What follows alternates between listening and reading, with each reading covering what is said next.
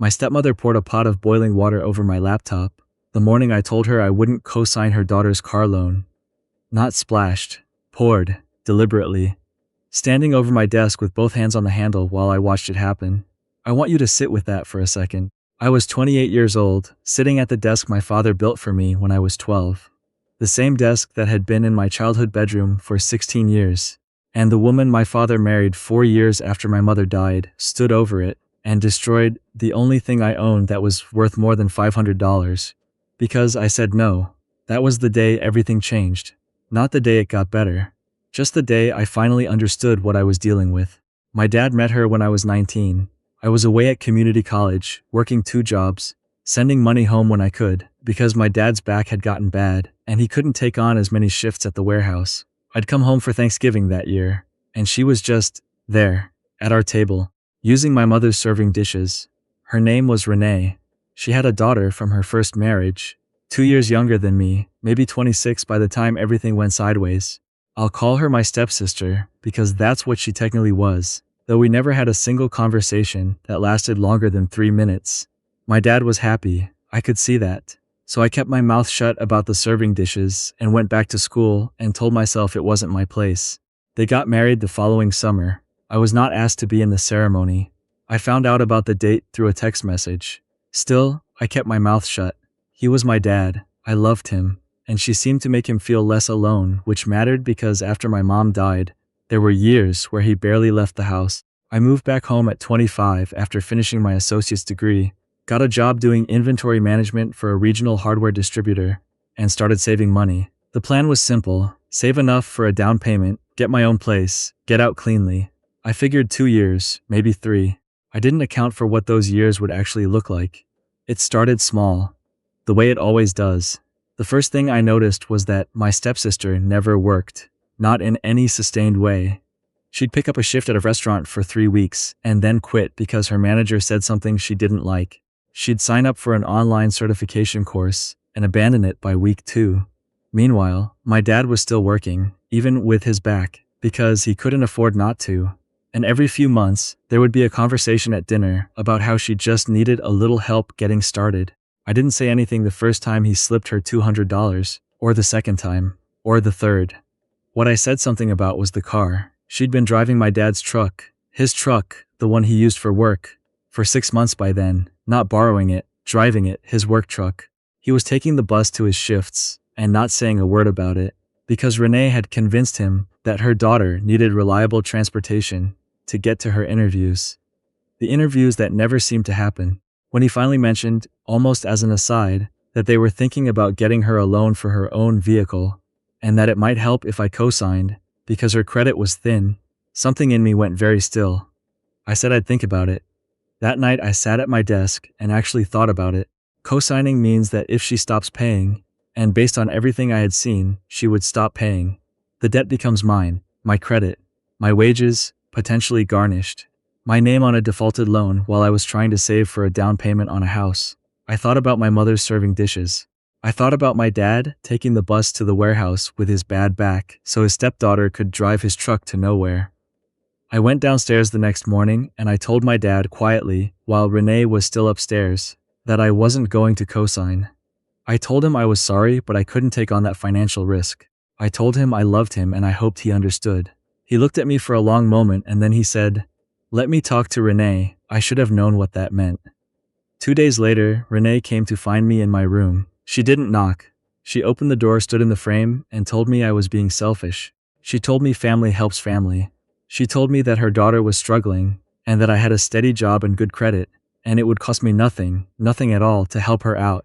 I said, as calmly as I could, that co-signing a loan is not a gesture. It's a legal obligation. And I wasn't in a position to take that on. She said, "Your father is very disappointed in you." I said, "I'd like to hear that from him." She left without another word. My dad didn't come talk to me that night, or the next morning. By the third day, the silence in the house had a texture to it, the kind where everyone is speaking to each other except you. My stepsister started making comments at dinner, little things, about how some people only think about themselves, about how real family shows up. She'd look at her phone when she said it, like she was talking to no one in particular, and my dad would stare at his plate. I kept going to work. I kept saving. And then came the morning with the laptop. I had been on a video call with my supervisor at 6:45 in the morning, wrapping up a scheduling conflict before my shift started. I heard Renee come upstairs. I heard her walk past my door. I heard her come back. The door opened. She was holding the pot from the stove. One of those heavy enamel ones my mother had owned for 20 years. I didn't understand what was happening fast enough. She upended it over my desk. The water had clearly been boiled recently. I could see the steam, and it went over my laptop, my keyboard, 2 notebooks, and the edge of my left hand. I yelled. I pushed back from the desk. My supervisor was still on the call, though the screen had gone black. Renee said very clearly, "If you can't contribute to this family, you don't get to hide up here and use this house like a hotel." Then she walked out. My hand was red and starting to blister. My laptop was dead. The notebooks my mother had given me. She was a writer. She gave me a fresh notebook every birthday from when I was 8 until she died. Were soaked through. I sat in my chair for probably 4 minutes. I couldn't move. Then something settled in my chest. Not anger, more like clarity. I called 911. This is the part that people always ask me about. And I want to be direct. I know some people would have let it go, kept the peace, chalked it up to a bad morning, and moved on. I didn't, because what she did was assault. It left a physical injury. It happened in front of a witness, my supervisor, who, though the screen had gone dark, had heard everything, and was still on the call when I picked up my phone. The officer who came was professional. He took my statement. He photographed my hand. He spoke to Renee, who told him it was an accident, that she had been carrying the pot and stumbled. The officer looked at me. I told him I had a witness on a call who heard the entire exchange, including what she said as she walked out. I gave him my supervisor's contact information on the spot. He took a report. He told me my options. He didn't arrest her that morning. And I won't pretend that wasn't frustrating, but I had a report number. I had documentation, and I had started the clock on something she didn't know I'd started. I went to urgent care that afternoon and had my hand treated and photographed by a medical professional. Burns, the doctor said. First and second degree on 2 fingers. He asked how it happened. I told him. He noted it in my file. Then I called a tenant rights attorney from the parking lot of the urgent care. I want to pause here because this is important. I had been paying rent. Not a lot. My dad had always said I could stay cheap while I was saving up, but I had been paying cash every month, which I'd been dumb enough not to document in writing, but my bank records showed consistent withdrawals of the same amount on the same week of each month for 3 years. Consistent enough to establish a pattern. The attorney I spoke with told me that regardless of whose name was on the deed, I had tenant rights. I couldn't be thrown out without notice. I couldn't have my property destroyed without recourse. What Renee had done, intentionally destroying my property, causing physical injury, was potentially actionable on multiple fronts. She also asked me something I hadn't thought to ask myself. Was my name on anything related to the house? I told her I didn't think so. Then I went home, still that day, because I legally could. Went to my room, locked the door, and started thinking. My dad had bought the house the year before my mother died. I knew that. What I didn't know, and what took me 2 weeks and a visit to the county assessor's office to find out, was that when he refinanced 4 years ago, right around when he and Renee got married, something had changed on the title. My name, which my father had added to the deed as a joint tenant when I was 21, just in case something happened, had been removed. He hadn't mentioned it. I hadn't known to ask. And the timing, 4 years ago, shortly after the marriage, told me enough. I sat in the county records office with a photocopy of the original deed and the amended one, and I didn't feel anything for a while. Then I felt everything. I took photos of both documents. I emailed them to myself. I emailed them to the attorney. Then I called my dad. He didn't deny it. That was the thing that hurt the most, honestly. I had built up this conversation in my head, where maybe there was an explanation, a misunderstanding, something I was missing. Instead, he went quiet for a moment and then said Renee had thought it was cleaner, simpler, in case anything happened. I said, in case anything happened to what? To me? He said it wasn't like that. I said, my name was on that deed. You removed it without telling me. I need you to understand that I know that. He said he was sorry. He said it in a way that sounded like he meant it, but sorry wasn't the same as fixing it. And I was past the point of letting sorry be enough. The attorney, when I updated her, explained that removing a joint tenant from a deed without their knowledge or consent was not straightforward. There were questions about how exactly it had been done, whether I had unknowingly signed anything, whether there had been any fraud involved. She suggested we request the full closing documents from the refinance. They arrived 3 weeks later. My signature was on the quitclaim deed. I had never signed a quitclaim deed in my life. I'm not going to pretend I immediately knew what to do next. I sat on that information for 4 days. I kept going to work. I kept eating dinner in my room. I kept being civil to people who I now had reason to believe, forged my signature on a legal document. What finally moved me was a phone call from my stepsister. She didn't call to apologize for anything. She called to ask if I had thought any more about the cosign. I told her I had thought about it quite a bit. Yes. She said she really needed the car. She said she had an interview next week. She always had an interview next week. And she couldn't keep asking her stepfather for the truck. I said, I'm going to ask you something, and I need you to think before you answer. Do you know anything about the paperwork from my dad's refinance 4 years ago? She went quiet. I said, because my name was removed from the deed on that house. And there's a document in the closing file with my signature on it, and I didn't sign anything.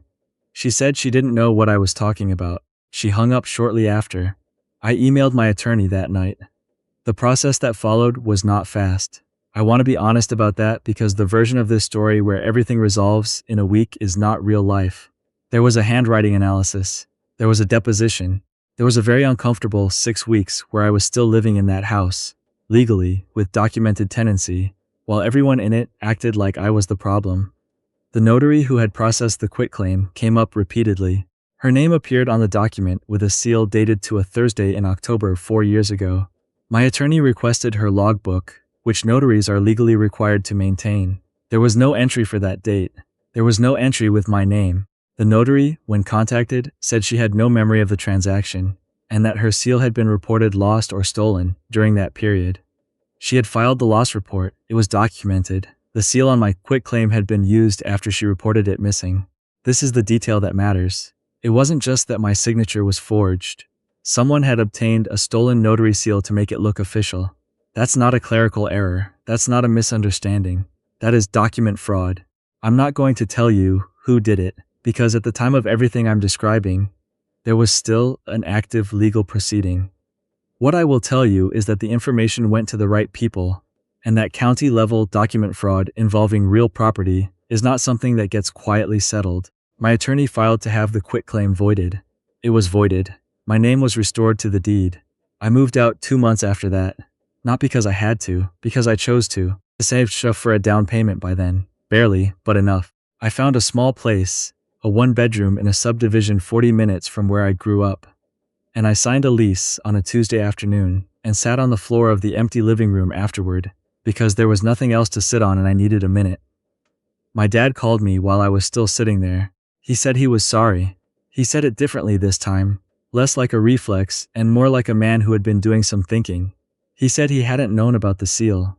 I believed him, actually. He was many things during those years, but I didn't think deliberate fraud was one of them. He said Renee had handled most of the refinance paperwork, and he had signed where she pointed. I told him I needed some time.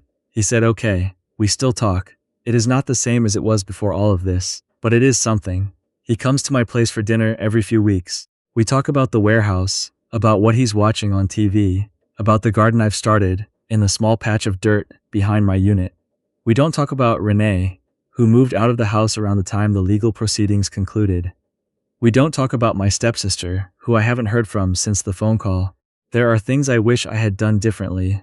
I wish I had documented the cash rent payments from the beginning. I wish I had known, when I was 21, to get independent legal advice before being added to a deed, because then I would have known to get it again when something changed. I wish I had asked more questions earlier, not because the outcome would necessarily have been different, but because I would have been less blindsided by every step. What I don't regret is saying no, not to the cosign, not to the quiet, not to the version of the family story where I was the difficult one who wouldn't play along. I have a neighbor now, a retired woman who grows tomatoes off her balcony and waves to me in the mornings. I have a desk I bought myself, nothing special, just a solid wood table from a secondhand shop, and I put it by the window in my bedroom where the light comes in around 9. I have a new laptop. I have notebooks. Some mornings I sit at that desk before work and I just drink my coffee and watch the light change, and I think about how different quiet can feel depending on what's underneath it. The quiet in my dad's house always had something underneath it. This quiet doesn't. And if you're listening to this from somewhere you feel like you can't say no, like saying no makes you the selfish one, like the cost of keeping the peace is somehow yours to pay alone, I just want you to know that I understand. I was there for a long time, but no is a complete sentence. And the people who tell you otherwise are usually the ones who benefit most from your silence. If this story reached you today, wherever you are, say hi in the comments.